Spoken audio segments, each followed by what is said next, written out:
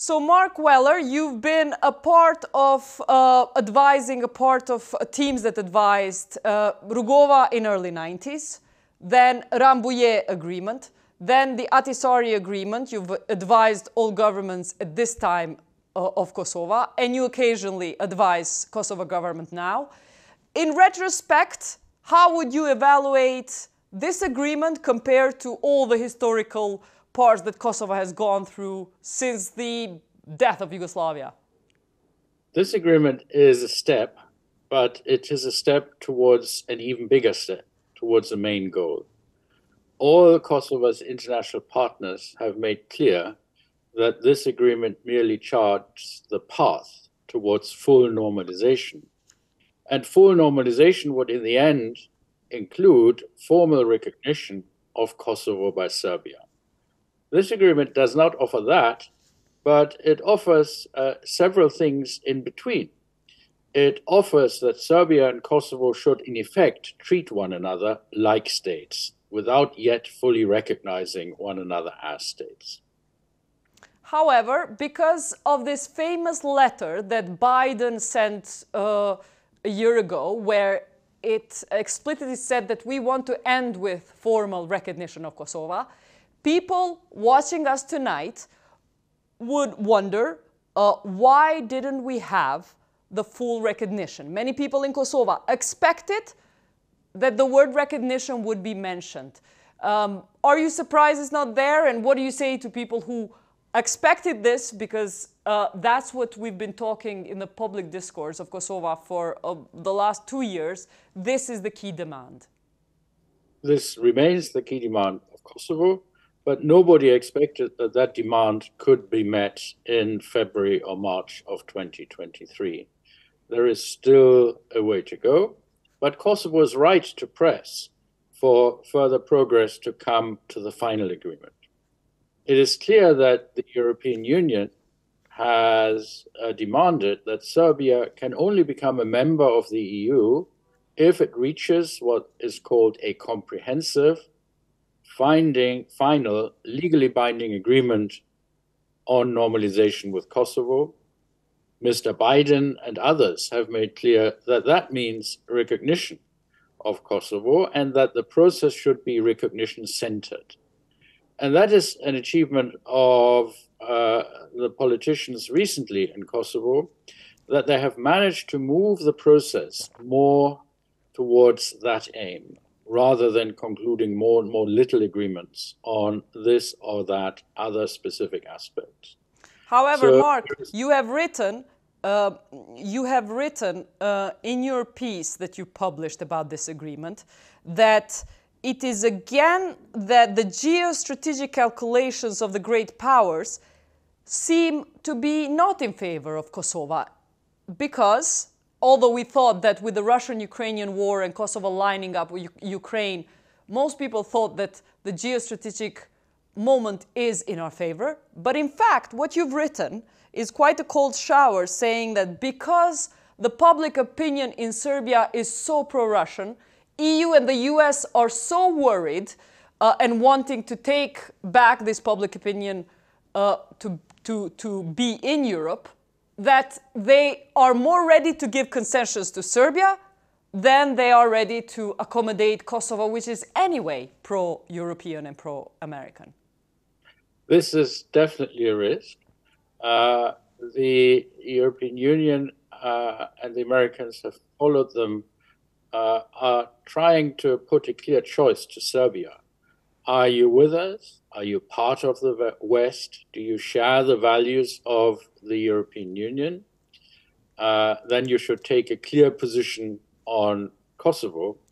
But also then it is felt we need to offer, the EU needs to offer a clear perspective of membership. That's why the process of fulfilling the condition of full normalization between Serbia and Kosovo is now being accelerated. And that is why Kosovo has also come under increasing pressure not to frustrate this process.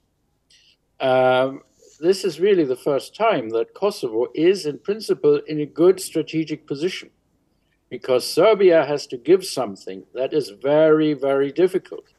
it has to remove the part from its constitution that claims that Kosovo is an integral part of Serbia, and it has to recognize Kosovo. So the big concession has to come from them, and that is very, very difficult. But in order for this imbalance in favor of Kosovo to persist, Kosovo has to participate constructively in the negotiations. Okay, but it's interesting that you say that there's pressure on Serbia to remove Kosovo from its constitution, but this is not in the text of the agreement. Recognition is also not in the text of the agreement. On the other hand, Mark, there is obvious request for Kosovo to protect more and more, give official status to Orthodox Church. There's request for Kosovo to basically implement the association agreement, which is so controversial in Kosovo. From where we're sitting, it feels like the pressure is more on Kosovo and more obvious and eloquent by EU and US than there is on Serbia to recognize Kosovo. I think the European Union and the American partners would be very wise to avoid a situation where the impression you have just told us about would be reinforced. If Kosovo constructively engages in all the parts of this initial agreement on the way towards full normalization, then Serbia cannot hide between the argument that Kosovo is obstructing process, and therefore the recognition issue doesn't really arise as yet. The good thing that has occurred is that the EU and the US, remember the Biden letter which was just repeated, have confirmed that the aim overall remains full recognition. They call it a recognition-centered approach in the further negotiations on normalization. So that is actually very helpful, and that was really the first time in the Biden letter a year or so ago that it was said so clearly. I know, really, but this isn't in the in this March agreement. There is no recognition-centered approach. Would you agree or disagree? Well, this agreement, everybody knows, and the Americans just said it again yesterday, is not in itself about formal legal recognition, but it comes quite close. It requires that Serbia treats Kosovo on the basis of the sovereign equality of states. That is a very major sentence. And then it requires that Serbia treats Kosovo in accordance with the purposes and principles of the UN Charter, including non-use of force or no threats of the use of force. Mark, are you saying we didn't have that so far in other agreements? That wasn't obvious? No, that wasn't so express. We would argue, Kosovo would argue, that of course it is already protected by the legal principles that protect any state from the threat or use of force or challenges to its integrity or other steps, and that disputes between states can only be settled by peaceful means. But this agreement requires Serbia now formally to accept that all these rules of international law apply to Kosovo. And that is the big shift, that Serbia has to accept that this is now a relation between states, an international relationship. It even has to exchange diplomatic missions. They are called permanent missions rather than embassies, but they are embassies in all but name. So it has to confirm, in fact, to treat Kosovo as a state with which it pursues normalization. That is a big change, and that is why Kosovo would be interested in this agreement at this point. Clearly you see the glass half full, but the critics of this agreement in Kosovo have said that with this agreement, Kurti has signed exactly what he promised he wouldn't: the formation and implementation of the association agreement. What do you say to that? Well, I invite the critics, first of all, to recall that it was a different government that in 2013 signed the first Brussels agreement that promised this association. Therefore, it's perhaps slightly disingenuous now to complain about it. But again, this and perhaps previous governments have been successful in moving the debate on. If you look at the agreement, and it would be useful for the critics to actually read it carefully, we'll see that the word association of Serb majority municipalities does not appear in the agreement. Instead, there is a different concept which relates to cooperative measures of cooperation amongst the Serb community, which essentially can be accommodated within Kosovo law. But Mark, association may not be mentioned, but maybe it will be in the implementing parts, and also there's an explicit mention of other agreements that have been reached have to be implemented, and association is in the other agreements. So how can we explain that the association word isn't, but the agreement must be implemented? Well, the fight on that issue continues because the implementation provisions are still to be negotiated. And I'm sure that Serbia would argue that even under this text, Kosovo has to fulfill the 2013 agreement to the full. An agreement that, of course, Kosovo ratified, but Serbia hasn't, and an agreement that has many other provisions which Serbia, too, has not fulfilled. So that would be the one aspect, but I think Kosovo might argue slightly differently. There is the 2013 agreement.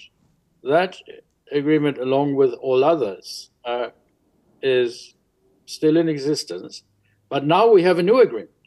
This basic agreement on the path towards normalization. And that agreement defines how we understand and see this previous obligation. And it no longer calls it an association of Serb majority municipalities. It no longer offers all the elements that were previously discussed, but it has a much more modest vision of cooperation amongst municipalities for the purpose of service delivery. And this has already been possible in Kosovo law for a long time, under the constitution and under the law of local self-government.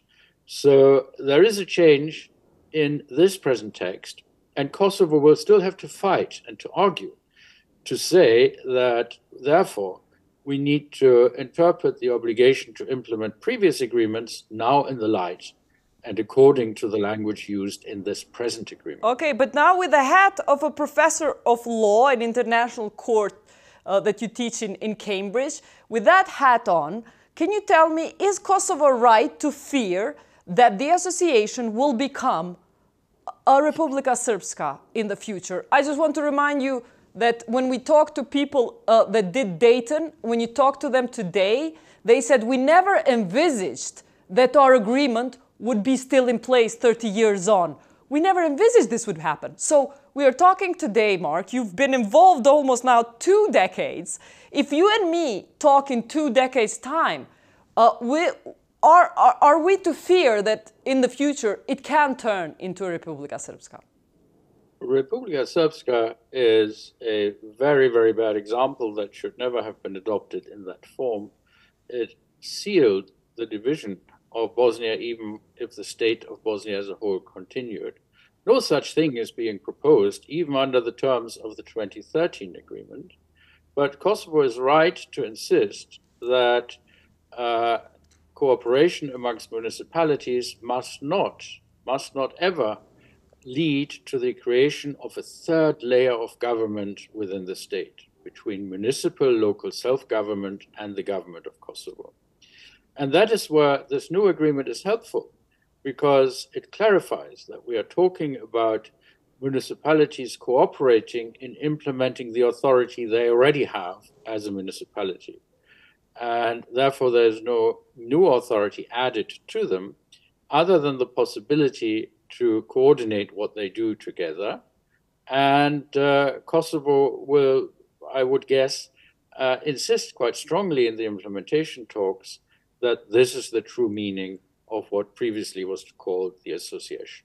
And one more thing that Kosovo wants here is for this, whatever form of self-management does not include only Serbian municipalities. Do you think it's at all realistic that Kosovo will be listened to in whatever future, that other municipalities would be allowed in, when Serbs clearly want the Serbian municipalities only in this association? I think Kosovo's experience in the past has been, if it says no and does nothing, in the end, a solution it does not want to have will be imposed upon it. It is much better for Kosovo to go out and offer its own visions and proposals. And so it should be in relation to the fact that, yes, we all know Kosovo will not be let off having to have some mechanism of coordination amongst municipalities. It really can't, not only due to the Brussels Agreement of 2013, but due to its own law, which already provides for the opportunities of any municipalities to come together and coordinate their action. But Kosovo can phrase and formulate its own proposal how this might be done, and it should now draft such a proposal, I think. And that could be framed in a way that it applies to any municipalities where a national minority is a local majority. Those municipalities can come together and form a mechanism of coordination. In principle, that could therefore also apply to other municipalities, although I think at the moment there's only one other ethnic group that is the majority in a municipality, which is, I think, the Turkish community. Yes. But it's only one community, and therefore it's unlikely that they will form an association at the moment. But it's interesting that I'm still wanting to discuss this association, because this is the Achilles heel, the way it's experienced in Kosovo. And it's incredible that you find what you just said, that when it was signed in 2013 and 15, it wasn't so bad. It was never meant to be that bad as Republika Srpska. In that respect, am I hearing right that you don't think this was a bad agreement to have signed, even the previous governments, 2013, 2015? I would never have signed such an agreement. You wouldn't? Given that it is there, one has to deal with it. Okay, why? Very interesting. Why wouldn't you have signed such an agreement? Because we had already come through the Rambujesë and the Ahtisaari process, and there it was noted that there would be no mechanism of that kind necessary. But given that it has been signed, what we have to remember is that international agreements or agreements are not binding on the government that is in charge at the day of the signing, but they are binding on the state, and the obligations continue. Okay, so can I push you a little bit here? On international law, that may be the case, but this government promised, it was its electoral promise, that it will reverse this process. This was a key point in their program. So what would you say to voters who say, but you promised us, we voted you, because you would do it differently. You would undo, you promised us to undo the association agreement. So what would you tell voters? Well, I'm not the government, and I do not speak for the government. Yeah. I would point to the fact, though, just as an outside observer, that what is now being discussed is no longer the association, but it's something different and something even less involving for Kosovo. So to that extent, the present government has had a success in pushing back the simple demand that Kosovo has to, in particular, implement this 2013 agreement, whereas Serbia hasn't implemented many of the other agreements or even other parts of the 2030 agreement. So there has been a success on the part, perhaps also of previous governments and this government, in persuading the drafters of the present text to change the outlook and offer a vision of this cooperation mechanism amongst municipalities that is softer. Belgrade is still disputing that. They are still hoping that Kosovo will remain under pressure to implement the 2013 agreement. But that is why this text is quite helpful. It does reflect that it has been possible to move on. And that, I think, is an argument that the present government can use to satisfy its voters, to say, we have actually managed to reverse, to some extent, what was agreed before. It's not us who agreed it, but we have managed to turn it into something which, as we promised, would be entirely consistent with Kosovo's constitution, the ruling of the Constitutional Court, and the existing law on municipal government. And one thing, when you talk about reversal, we managed to reverse this as a Kosovo team, but we have not managed to reverse the part about the Serb Orthodox Church in Article 7, which majority of people here thought it was resolved with the Ahtisaari Agreement. The Ahtisaari Agreement had a particular package about the protection of Serbian Orthodox Church. Now, again, it becomes part of this agreement. Why? First of all, again, let me refine what I just said on the issue of the association. Kosovo has managed to achieve language on this issue which is better than what we had in 2013. But I think one has to say the battle is not over. Serbia will continue to argue in the upcoming talks that implementation should be according to the earlier agreement. And therefore, it is very important for Kosovo to come together and genuinely reflect that it can offer a vision for cooperation that is not Serbska, that is modest, but that does give a genuine way of municipal cooperation, which is already and has for 15 years been provided for in Kosovo's own law. That point has to be made, and then Kosovo can offer a genuine vision how it thinks that can be achieved, that will be resisted by Serbia, but it has to buy the goodwill and the cooperation of the facilitators of the US and others to show that it's not just going to ignore this point. It is going to comply with its commitment now under the new agreement, which is far better than we had before. On religious communities, you are entirely right. This issue was exhaustively negotiated in the Ahtisaari process, and the Serb Orthodox Church has received guarantees that are very extensive indeed. If I was the Serb Orthodox Church, I would be very hesitant to reopen these provisions, because these provisions were agreed in the aftermath of war, after the 2004 riots, when Serb Orthodox installations had been damaged and vandalized, to offer a maximum level of protection. The kind of level of protection that under other circumstances I think would be unusual. If there are practical issues that the Serb Orthodox Church wishes to raise, my suggestion would be to listen to them and see what they are. The essence, though, is it should be the Serb Orthodox Church as a participant and a member of the political community of Kosovo. Kosovo should be open, and has been open, to have discussions with the church. It has had a budget to help restore and maintain the monasteries and other facilities that the Serb Orthodox Church, perhaps under direction from Belgrade, has not been able to draw on. And Kosovo should try to see to what extent it will be possible to have a direct dialogue with the church authorities. That, I think, would be a very good thing. And I cannot see that any Kosovo government would resist that. And I would try to move the process towards that aim. The other aspect is that even the Ahtisaari deal had certain requirements that the Orthodox Church too is meant to fulfill.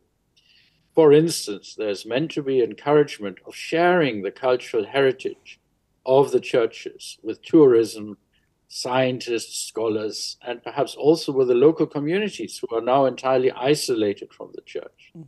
Kosovo has an interest to have a dialogue with the church, how one can move to a more cooperative, a more normal relationship.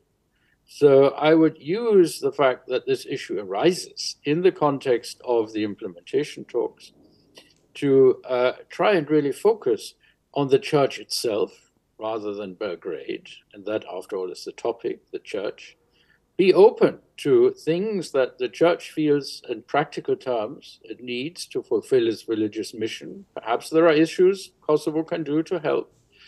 And at the same time also raise the other side of the coin, and that is that the church has not always been sufficiently forthcoming in fulfilling its part of the bargain, which is to help making the cultural heritage of the Serb Orthodox Church in Kosovo, making it also part of Kosovo, and indeed it is partially world cultural heritage, opening it up to tourism, other peoples to enjoy and cherish this heritage, which of course is maintained and primarily allocated to the Serb Orthodox Church. It is principally its heritage, but it's also part of Kosovo's history.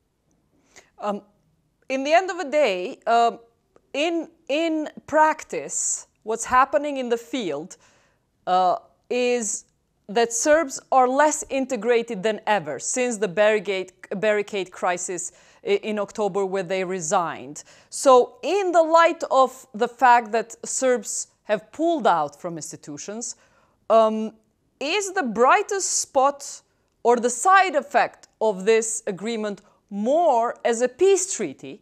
Because that's the most important part, although we didn't think that in 2023 we would be talking about that. But nevertheless, considering that Serbia actually formally offered to send troops and talked about sending troops to Kosovo in October, November, when the tensions were high, shall we say this is more of a peace treaty than anything else, this agreement?